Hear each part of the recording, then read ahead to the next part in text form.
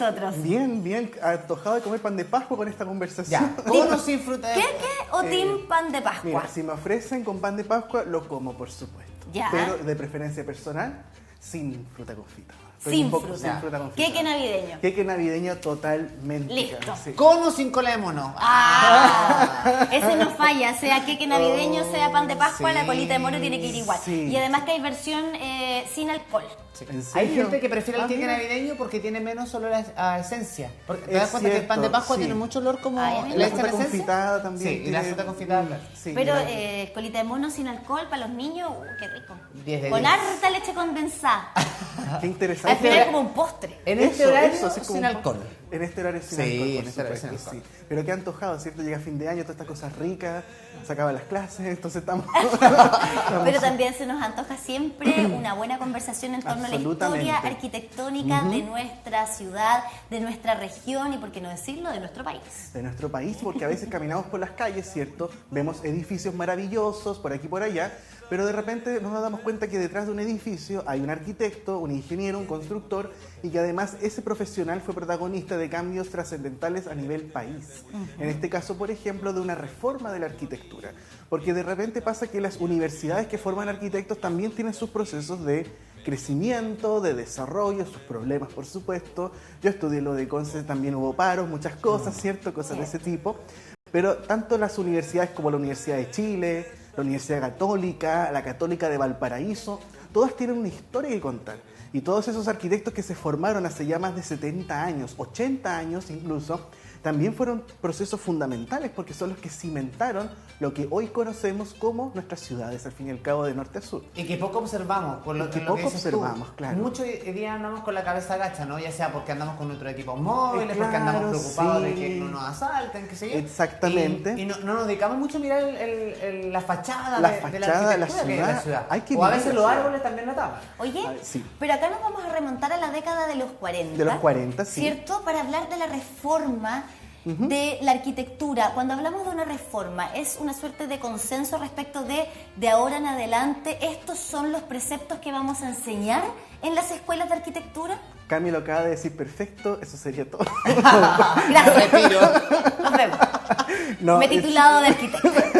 Efectivamente, eso es justamente lo que ocurrió en la década de 1940 en la Universidad de Chile. Cada universidad tuvo sus propios procesos. La Universidad de Chile, la más antigua de la Escuela de Arquitectura de nuestro país, los alumnos en la década del 40 dijeron: no queremos hacer más templos griegos, seguir con la idea del copiar y pegar, seguir con una visión de hacer grandes palacios, ¿cierto?, para un Chile que estaba cambiando. Década del 40, ¿qué estaba pasando? Segunda Guerra Mundial, una crisis social tremenda. Tenemos Post-terremoto. los post-terremotos, Post-terremoto. justamente. Tenemos también mucha cesantía, mortandad infantil, conventillos, poblaciones callampas, muchos problemas sociales donde la arquitectura también debía dar una respuesta.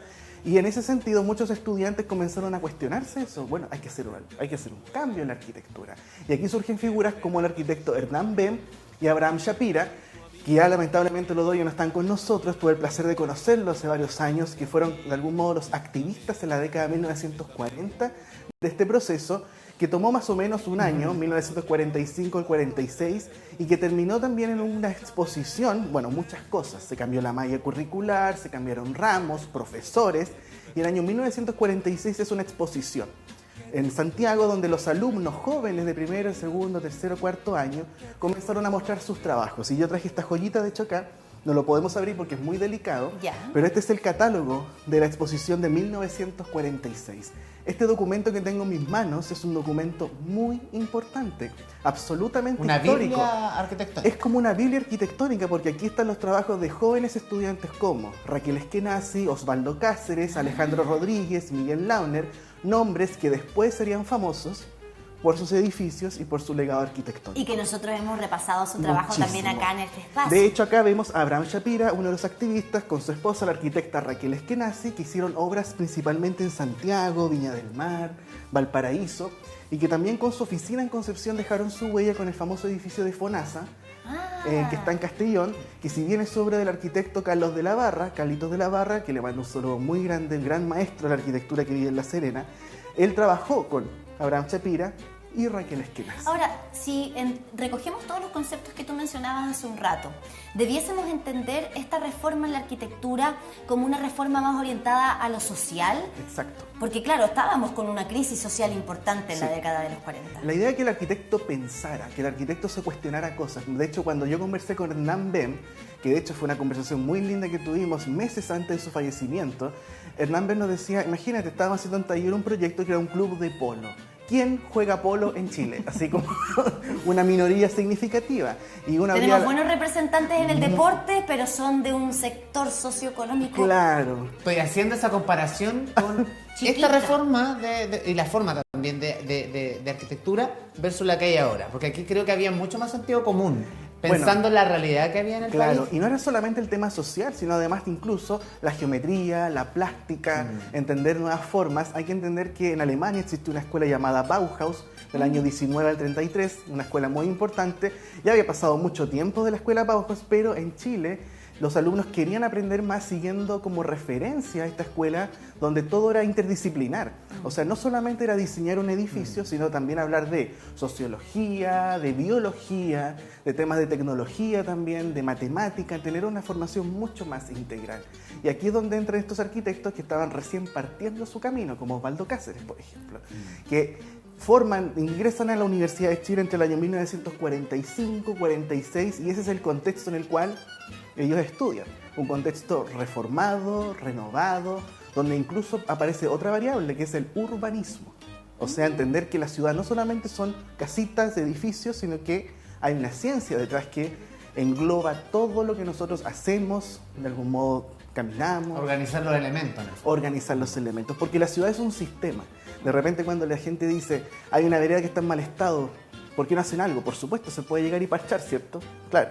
Pero esa vereda que está en mal estado es parte de un gran todo. Entonces tenemos que pensar las ciudades como un sistema en el cual tenemos problemas macros que también incluso repercuten en los problemas más chiquititos. De todas maneras, las ciudades están vivas y ahora vemos obras de Osvaldo Cáceres que empiezan a tener estos tintes. Exactamente. Los arquitectos comienzan a titularse a fines de los años 40, 1950, 51. Muchos de estos arquitectos de la Chile migran, algunos se van a Europa, Osvaldo se va a estudiar a Francia, de hecho. Alejandro Rodríguez es otro nombre importante que también llega a Concepción. Y muchos se van al norte, otros se van a la Patagonia, otros se van a Coyhaique. Son muchos arquitectos que comienzan a titularse y que vean con estas ideas frescas del urbanismo, de la conciencia social y por supuesto de un diseño fino. Claro. Alejandro Rodríguez, vean una de sus casas, por ejemplo, la casa Weywood. Que la hemos repasado acá muchas veces porque yo creo que es como una oda a la arquitectura hermosa. Sí, hay unos tintes japoneses, te fijas, hay una cosa muy especial, pero por sobre todo la delicadeza y la elegancia para diseñar también, que es súper importante. Y antes que se me olvide. Dale. Porque viendo esta casa preciosa, por ejemplo, si alguien quisiera hacer una réplica de esa casa, ¿puede hacerlo? Hay porque en el fondo un arquitecto dice, oye, ¿sabes que esta casa me encanta? La voy a hacer en el campo y la replica. Claro, se puede. Claramente hay un tema como pero tendría que ético de están copiando. No hay pago, pienso que va apuntas al tema de los derechos de autor. Sí, como derechos de autor, no sé, si yo tuviera una casa parecida, digo, oye, no, esta casa se parece. Bueno, en la arquitectura hay muchas relaciones de edificios que se parecen entre sí, donde un arquitecto toma inspiración de un colega, y eso uno lo puede ver en Concepción. De hecho, tan solo 3 cuadras vemos un edificio y después vemos algo muy similar. La importancia de este espacio, porque nos permite saber que esta es la casa original, que corresponde a este arquitecto. A este arquitecto Alejandro Rodríguez. Y que como tú dices, cambia bastante esa forma más bien apoteósica de arquitectura que conocíamos hasta la década del 30 o empezando la década del 40. Claro, de hecho hasta los años 30, por ejemplo, en Chile, habían cambios internacionales, ya estaba la Bauhaus, habían pasado cosas ya en los años 20 y 30. Chile estaba un poquito atrás todavía, y en Chile, ¿qué estaba pasando? Teníamos el Art Deco, teníamos geometrías, pero aún se pensaba una idea monumental de la arquitectura. Claro, y acá ya empieza la sutileza. Empieza a aparecer la sutileza y la modernidad. Porque ya hablamos de modernidad en los años 40 después del terremoto de Chillán, ¿cierto? Todo lo que pasó con las esquinas curvas, lo que pasa en Ñuble, Biobío. Pero en los años 50, con estos cabros jóvenes recién titulados, comienza a aparecer otra modernidad. Una modernidad incluso más profunda, más filosófica. Acá tenemos el grupo Tau, por ejemplo, que es un grupo de arquitectos, Pedro Iribarne, Sergio González, los hermanos Mardones, Poblete, que se juntan y arman grupos de trabajo. y participan además en concursos. Acá tenemos uno de esos concursos más famosos, que es la remodelación Paicaví de Concepción. Originalmente conocida como remodelación Concepción, una remodelación que estamos hablando de 18 manzanas que iba a tener esta gran remodelación, de la cual solo se lograron 3, que son básicamente Janequeo, Bulnes, Carrera, Paicaví. Después se extiende al frente con Eleuterio Ramírez, pero la original es esas 3 manzanas que les menciono frente a la Plaza Conde, y nos damos cuenta que este grupo de arquitectos tenía una intención urbana detrás muy importante. Sí, claro, y de hecho lo hemos comentado más de una ocasión a propósito de los espacios comunes. Los espacios comunes. Del urbanismo que se aplicó para la construcción de la remodelación Paicaví. Claro, y aparte una idea que, bueno, este es un tema muy específico, pero para que la gente en la casa tenga una noción, hubo un arquitecto muy importante del siglo XX llamado Le Corbusier. Algunos lo odian, otros lo aman, porque hay, como siempre, hay diferentes lecturas. ¿En tu caso? Mira, en mi caso, claramente hay cosas que se rescatan, hay cosas que son discutibles sobre su postura, digamos, del urbanismo, especialmente algo llamado Plan Poisson y cosas así, pero que hizo algo en la historia, por supuesto que lo hizo. Y empiezan a aparecer conceptos como la supermanzana, como una idea más macro de la arquitectura, y muchos de estos arquitectos titulados de la Chile en este periodo, herederos de la Reforma, claramente venían también con esa postura. Me gusta esto de entender que la reforma que se aplica a mediados de los 40 lo empezamos a ver reflejado en obras recién ya en los 50. Había que esperar a que los chiquillos salieran de la U para que lo empezaran a aplicar. ¿Qué tenemos acá? Y aparte también los profesores, porque los profesores que tuvieron estos alumnos no eran cualquier profesor. Estamos hablando de Roberto Dávila Carson, un maestro de la arquitectura moderna, el pintor Camilo Mori, que alguien quizás que le guste el arte en la casa va como, Camilo Mori, el famoso pintor, él hizo clases también de plástica. Mira. Y bueno, acá tenemos otro caso, la maqueta del famoso INACAP de Talcahuano, lamentablemente destruido, demolido, fue reemplazado por torres inmobiliarias, un edificio único, que fue diseñado por el Grupo Tau, que vimos antes, pero además con la oficina formada por Ana María Barrenechea y Miguel Launer Steinman. 2 arquitectos muy importantes, también herederos de la Reforma, que fueron súper relevantes dentro de la arquitectura nacional. Ana María Barrenechea trabajó en funciones administrativas, estamos hablando de arquitectos que trabajan con la Cormu, con la Corvi, y Miguel Launer, Premio Nacional de Arquitectura 2019, que le mando un saludo muy grande, y aquí le vamos a mandar este espacio después, ya que don Miguel también es de los pocos referentes de la Reforma que sigue, digamos, activo y que sigue también trabajando y hablando. Lo otro que es atractivo también es desde la perspectiva de lo visual, que como no eran edificios de gran altura o diseños de gran altura, también permite la imagen apreciar muy bien el diseño de cada una de las obras. Sí, y otra cosa interesante de estas obras, si se fijan, en la idea de conjunto. O sea, el INACAP no es un bloque, no es como un cajón, digámoslo así, ¿no? Son varias unidades, hay volúmenes curvos, unos más cilíndricos. Entonces también te das cuenta de cómo hay una exploración de la composición, de las formas, de que los arquitectos comienzan a incorporar diseños distintos y le ponen también un sello particular. Porque uno empieza a notar la mano de Barrenechea Launer, ¿cierto? De esta idea de formar una arquitectura diferente y que también se transforma en algo propio de cada ciudad donde se están construyendo. Y claro, hay un tema, hay edificios de departamentos, comienzan a aparecer torres, y el trabajo con la Corvi, la Corporación de la Vivienda, es fundamental. Claro. Es fundamental. Y avanzan los años y estos arquitectos también comienzan a generar productos más allá de la arquitectura clásica edificada. De hecho, el año 1965, por ejemplo, aparece la famosa revista AUCA, Arquitectura, Urbanismo, Construcción y Arte. Y esta revista es una revista importantísima, porque esta revista fue del 65, esta es la número 1. El primero de los primeros de los primeros. ¿De dónde sacan? ¿De dónde fue? ¿Qué tesoro fuiste a excavar para sacar estas cosas? Y lo llamativo de esta revista AUCA es que fue fundada por arquitectos herederos de la Reforma. Y esta revista publica muchos temas, digámoslo así, relacionados con la crítica social, pero por supuesto proyectos. Incluso aparece Le Corbusier, el fallecimiento de Le Corbusier, este gran maestro. Pero también nos damos cuenta que hay muchos edificios que son herederos directos de la Reforma, como la Casa del Arte, José Clemente Orozco, diseñada por Osvaldo Cáceres, Alejandro Rodríguez y una parte inicial por Maco Gutiérrez. 3 arquitectos herederos de la Reforma, y sus pensamientos confluyen. Claro, porque cuando pensamos en edificios de una Casa del Arte, por ejemplo, generalmente nos vamos a esos que venían un poquito antes, que están llenos de estos ornamentos, estos detalles un poquito más, no sé, teatro municipal, por ejemplo, cosas así. Acá se nota esta mano distinta, esta mano que viene después de la reforma. Hemos hablado hartas veces de la Pinacoteca de la Universidad de Concepción. Lecturas del edificio. Porque claro, destaca entre otras casas del arte. Hoy día ya quizás es un poquito más común ver que se construyen, no sé, centros culturales y que tienen esta estética. Claro. Pero esto tiene que haber sido muy disruptivo en la época. Absolutamente. Es interesante porque uno puede hablar 1000 veces del edificio, pero tiene muchas lecturas, porque hay una lectura incluso urbana, cómo se relaciona con la Plaza Perú, cómo se relaciona con la Diagonal. Con la universidad. Con la universidad, con el peatón, incluso de repente con los árboles. O sea, hay tanto que uno puede de algún modo empezar a analizar de un solo edificio, y más aún si lo vemos hoy día desde el lado humano, de cómo estas tres mentes, herederas de esta reforma también,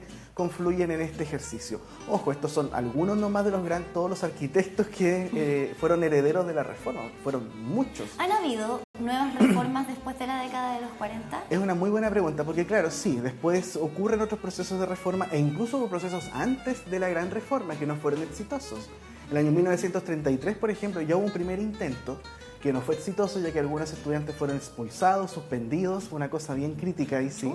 Pero la del 40 se considera rupturista, porque fue la que definitivamente marcó este antes y después. ¿Tú crees que estemos cerca de una nueva reforma tan grande como esa? Mira, yo siento que sí, y de hecho han habido ciertos cuestionamientos, tal vez no como reforma, pero ya en las escuelas de arquitectura se han hablado cosas. En mi formación, por ejemplo, hubo momentos de discusión y de debate sobre hacia dónde va nuestra profesión.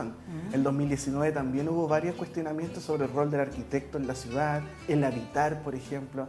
Y eso es bueno que nosotros como profesionales y estudiantes lo conversemos también. Porque siento hoy en día que, por ejemplo, la inmobiliaria tiene mucho que ver y incide mucho en la creación de un determinado edificio, un determinado lugar, ¿cierto? Claro, sí. Pero siento que ahí el arquitecto muchas veces está influenciado por la inmobiliaria versus el diseño. Claro, y bueno, la inmobiliaria en el sentido va a pedir, mucho. Oye, quiero un edificio de 20 pisos, 23 incluso. ¿Cuál es el rol del arquitecto dentro y copiar de y pegar después, porque en el centro urbano, si tú te fijas en la ciudad de Concepción, sabe al tiro cuál todos son los edificios de la misma inmobiliaria, porque es una cosa copiar y pegar. Son iguales. Exactamente. Exactamente. Bueno, hay un tema de cómo nuestra profesión o cómo nuestro ejercicio influye dentro de eso. ¿Cómo podemos marcar la diferencia? Claramente hay inmobiliarias que sabemos perfectamente que destruyen ecosistemas, patrimonio, etcétera, y hay otras que hacen cosas también distintas. Entonces, bien especial lo que pasa, por ejemplo, en comunas como Lota, donde incluso también llegan estas visiones de la arquitectura de la reforma. O sea, la gente que conoce Lota Abajo, o sea, conoce la comuna de Lota, un saludo muy grande a toda mi querida Lota. Hay un edificio muy especial que está frente a la plaza, que es un edificio que nunca se terminó, que parece teatro. Este edificio fue diseñado... Está en la esquina, ¿sí? Por Carlos Marner, Sergio Bravo, Macu Gutiérrez y la arquitecta Betty Fishman. Un edificio que es un sindicato de los mineros, teatro local sindical, sindicato número 6, como quieran llamarle. Y lo llamativo de este edificio fue que es una obra que también concentra estas múltiples ideas de la reforma, estas múltiples convicciones de 4 jóvenes profesionales, y además nos habla de la asociatividad de estos arquitectos, porque otro sello de la reforma es que ningún arquitecto trabajaba solo. No, pues era muy difícil. Todos trabajaban en grupo. Tenemos a dos Betty Fishman. Tenemos a que dos se Betty miran Fishman. entre sí, qué bonita composición de imágenes. Sí, y quise terminar con Betty y el teatro, ¿cierto?, Los Mineros en Lota, el sindicato minero, porque la semana pasada a la arquitecta Betty Fishman se le entregó la medalla Arquitecto Claude François Brunet de Ven, que es el mayor reconocimiento que hace la Universidad de Chile a sus exalumnos en materia de arquitectura, geografía y diseño. Y Betty obtuvo una de esas medallas en reconocimiento a toda su carrera, a sus 94 años de vida, a sus más de 70 años trabajando. ¿Llega tarde ese reconocimiento? Yo creo que se siente como un poco tardío, sí. Pero se alcanza a hacer en vida. Sí, porque los arquitectos de la reforma yo siento que han sido bastante olvidados, especialmente en los últimos 30 años. Hay que empezar a ver la historia quizás de manera panorámica y cada estudiante quizás empezar a cuestionarse la historia de su propia escuela. Porque si uno empieza a estudiar la historia de su escuela de arquitectura, pueden aparecer cosas realmente preciosas. La Universidad de Chile dejó esta generación de reforma y que nos quedan algunos todavía vigentes, como Betty, como Miguel, como Francisco Hijo también, que fue parte de la oficina de Miguel Launer y Anita Barrenechea. Y es bien especial entender cómo un planteamiento arquitectónico desde el estudio puedo generar un impacto tan grande a nivel nacional. Las obras de estos arquitectos están de Arica a Punta Arenas y siguen estando ahí, son parte de un patrimonio y son parte de nuestra historia al fin y al cabo. Sí, y qué bonito que tú Muchas lo gracias, cuentes. Luis, Con esa pasión siempre. además. Sí. No, contento y un saludo grande a todos mis alumnos de taller. Próximas semanas queda la entrega final, van a ser libres. Así que sí, que les vaya súper. Hasta la próxima, querido Luis Darmendral, y a ustedes también gracias por seguir acompañándose de nuestra casa, y por eso les tengo un datazo. A ustedes les quiero contar